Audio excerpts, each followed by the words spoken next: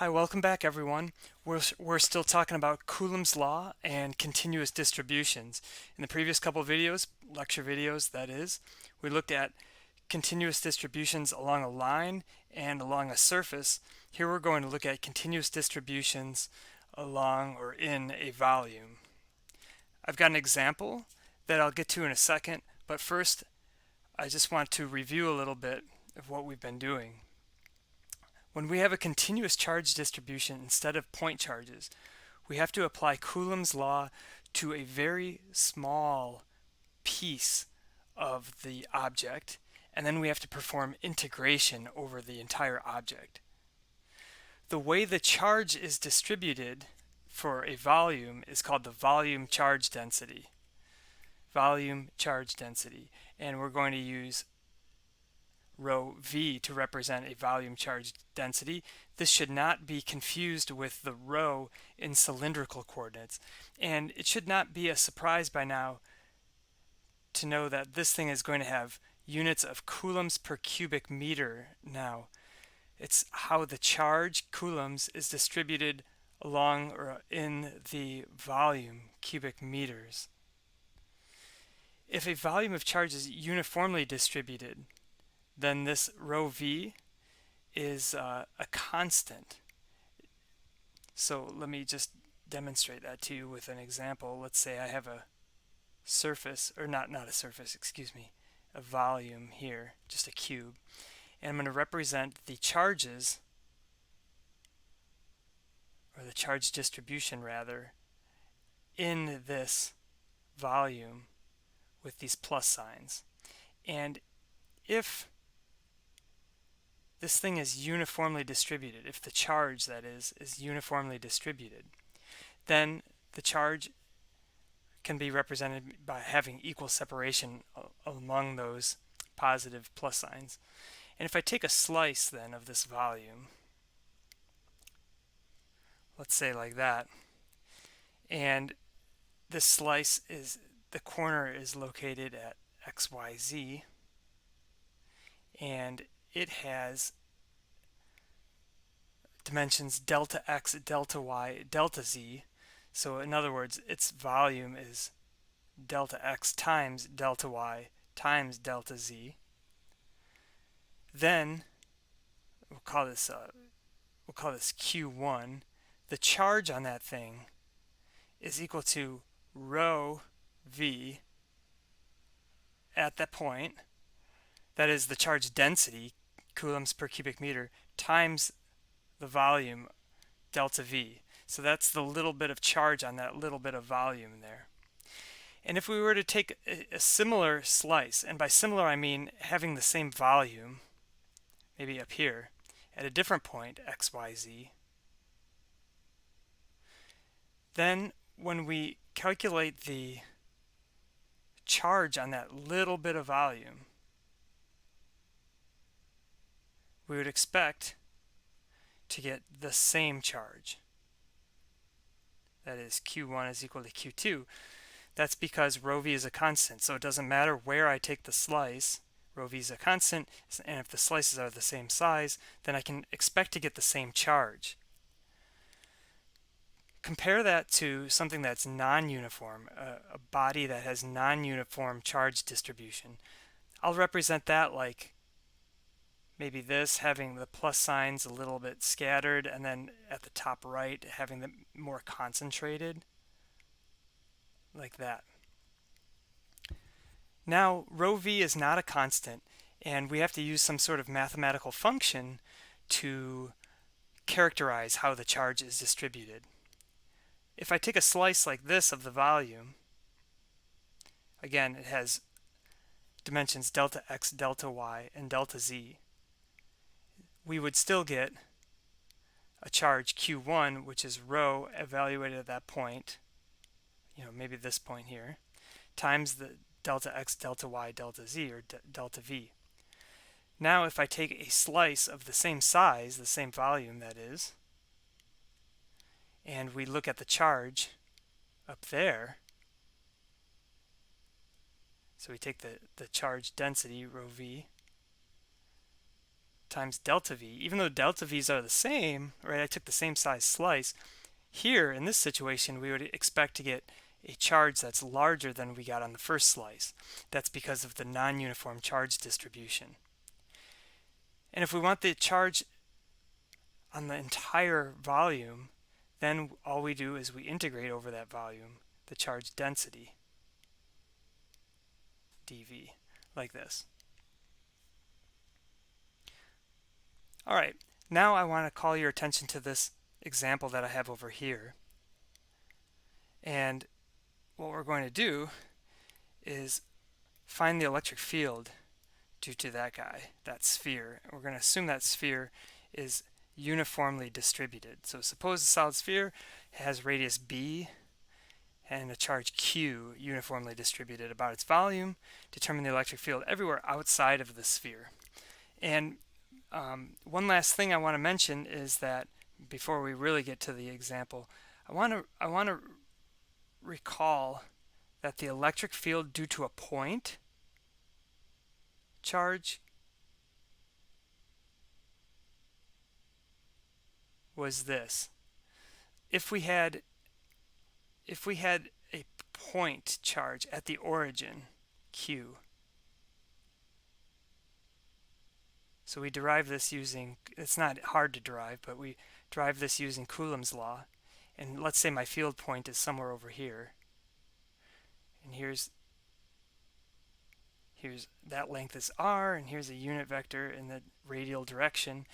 The electric field at that point is given by this thing. At any point, actually, just look at the distance, and oh, that should be r squared. Just look at the distance, and you can calculate the electric field. So I just want to remind you of that. All right, now let us tackle this problem here. We have this charged solid sphere, and we want to find the electric field due to this thing. The process is the same here as we've been working out for lines and surfaces. And the first thing we do in the process is choose an appropriate coordinate system. So here it's obvious, right, that I'm going to use spherical coordinates. Yeah, you're right. That's an obvious choice. I got a giant sphere sitting there at the origin. I want to use spherical coordinates. And I actually gave away the next part of the process, but next you should orient the axes and choose the origin to simplify the problem. So here you'd want to put the origin at the center of that sphere. So in this case, R extends from 0 to B because the sphere is solid. So it goes from 0 to B. Theta extends from 0 to pi, right? The entire range of theta, that is. And phi extends from 0 to 2 pi, the entire range of phi, because we have an entire sphere, a whole sphere. Now, the next step of the process was to take an incremental change in the volume. So I've got that represented here by dV shaded in blue. That's an incremental change in the volume, and it's located at these primed coordinates, r prime, theta prime, phi prime, right here. And it's got a differential volume dV. And do you remember, maybe you do, maybe you don't, maybe you can consult your notes, better yet, because you don't have to memorize this, but a differential volume in spherical coordinates is given by this thing.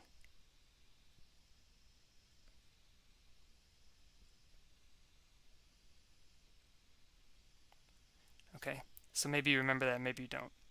And so then the differential charge now on that piece, dq, is rho v dv, and if we just make a simple substitution, then this becomes r prime squared sine theta prime dr prime d theta prime d phi prime. And at this point, if you're being very observant, you might notice that, well, we never specified what the volume charge density was. But we did say that this thing has a radius of b and a total charge of q. So that would make rho v, if it's uniformly distributed, just the charge divided by the volume of this thing. So what is the volume? That's 4/3 pi b cubed, right? So then that can go in here, and all of that is known. Now the next step of the process, once we have an incremental charge, we want to find the electric field at some field point due to that incremental charge. So I'm representing that field point here on the z-axis for symmetry, and then we'll generalize later. So at the z-axis, that's r comma 0 comma phi. That's a 0 for the theta coordinate because theta represents the angle made from the z-axis. So if we're on the z-axis, theta is equal to 0. So the differential electric field then due to this thing is, of course, k dq over r squared in the r direction. And I've got r defined there in my figure. And so I can substitute dq, right, here's dq in here, right? I'm not going to write it down again though. Now we would identify symmetry. And when we add or integrate all of the dv's along the sphere, the components of E in the theta direction and the phi direction cancel. So if we're considering this point, for example, there's going to be a point on in the inner of the screen. It's hard to show three-dimensionally, but that's going to make an E field like this point in this direction, and so they're going to cancel and leave just in the z direction or in the radial direction, right? All that is to say again is that the theta and the phi directions will cancel as you integrate over this thing. That leaves only the radial direction. So you can just calculate the electric field in the radial direction. And here now, we're not going to do the calculus. We've done it a couple times, and I'm going to spare you the calculus now. But on a Saturday night, or you're at a party, you want to, maybe it's a boring party because they're talking about other things other than engineering. But maybe you want to calculate this thing on a Saturday night. Go for it. And what you find, amazingly, is that the electric field is Q, the total charge of the sphere, divided by 4 pi epsilon 0 times r squared in the radial direction. Like this. This is what you find once you do the calculus. And I say that that's amazing. That is truly amazing because we've already got it up here.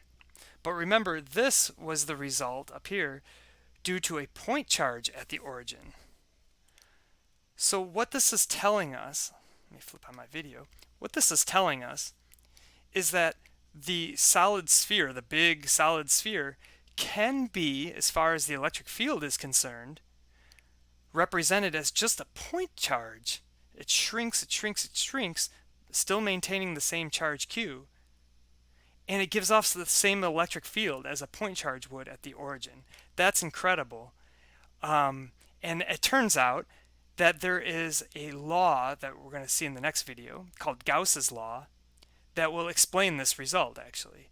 And that's why we've avoided the calculus in this video, because if you were really going to solve this problem, you wouldn't do this integration and so forth. You would apply Gauss's law.